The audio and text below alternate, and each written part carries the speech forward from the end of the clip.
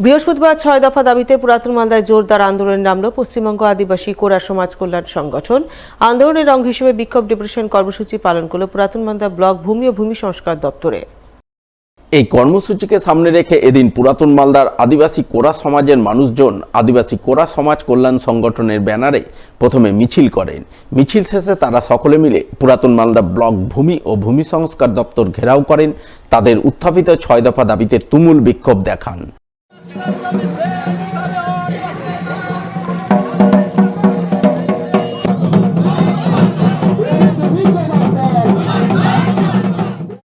বিক্ষোভে নেতৃত্ব দেন পশ্চিমবঙ্গ আদিবাসী কোরা সমাজ কল্যাণ সংগঠনের মালদা জেলা সম্পাদক অজিত কোরামুদি। তিনি অভিযোগ করে বলেন, পুরাতন মালদার বাঞ্ঝাপাড়া মাঠ এক শ্রেণীর জমি মাফিয়া ও জমির দালালরা মিলে দখল করার চেষ্টা করছে। সেই মাঠ গোচর হিসেবে উল্লেখ থাকলেও তা দখলের চেষ্টা চলছে। এর বিরুদ্ধে তাদের আন্দোলন। মাঠ রক্ষার দাবিতে ভূমি ও ভূমি সংস্কার দপ্তরের কাছে ডেপুটেশন দিলেন।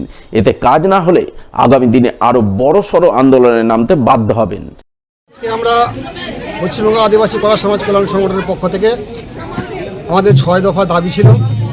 সেই ৬ দফা দাবিকে কেন্দ্র করে আজকে আমাদের কর্মসূচি বেলারো অফিসে।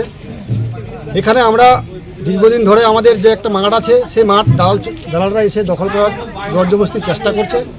তারই প্রতিবাদে আজকে আমরা বেলারো সাহেবকে জানাতে এসেছি যে কী করে দালাল প্রমোটার কীভাবে আমাদের মাঠকে অন্যভাবে হস্তান্তর করার চেষ্টা করছে, সেটা যাতে বন্ধ হয়।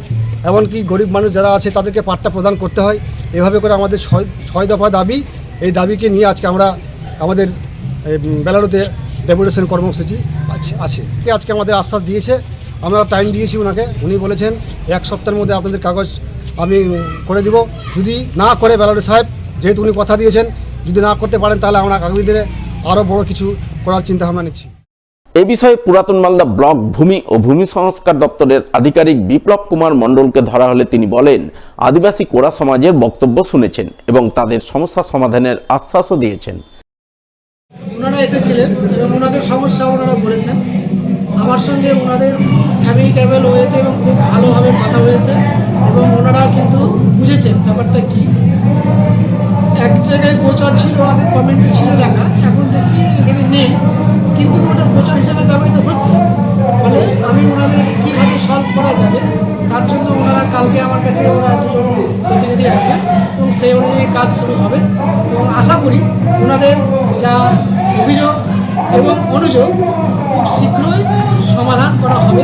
এবং এটা কিন্তু ওনারা কিন্তু জেনেও এবং গেলেন এবং খুব খুশি হয়ে ওনারা গেলেন এবং এখানে ডিএলআর অফিস থেকে যতটা সহযোগিতা হয় তার থেকে বেশি করা হবে, বই কম হয়। বৃহস্পতিবার সারা রাজ্যের সাথে মালদাতেও শতবর্ষ প্রতিষ্ঠা দিবস পালন করল ভারতের কমিউনিস্ট পার্টি অর্থাৎ সিপিআই দল।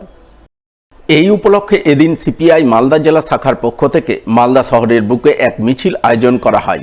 মিছিল শেষে শহরের ফোয়ারা মোড়ে পথসভা অনুষ্ঠিত হয়। সভায় হাজির ছিলেন সিপিআই জেলা সম্পাদক বাবুর সরকার, সিপিআই নেতা তরুণ দাস সহ অন্যান্যরা।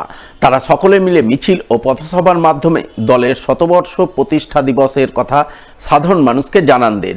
সেই সঙ্গে খেটে খাওয়া গরিব শ্রমজীবী মানুষের স্বার্থে আগামীতেও লড়াই আন্দোলন চালিয়ে যাওয়ার অঙ্গীকারের কথা জানান দেন। আমাদের কমিউনিস্ট পার্টির ১০০তম বর্ষ শতবর্ষী পালনের উদ্দেশ্যে আমরা এখানে প্রত্যেকে সমবেত হই।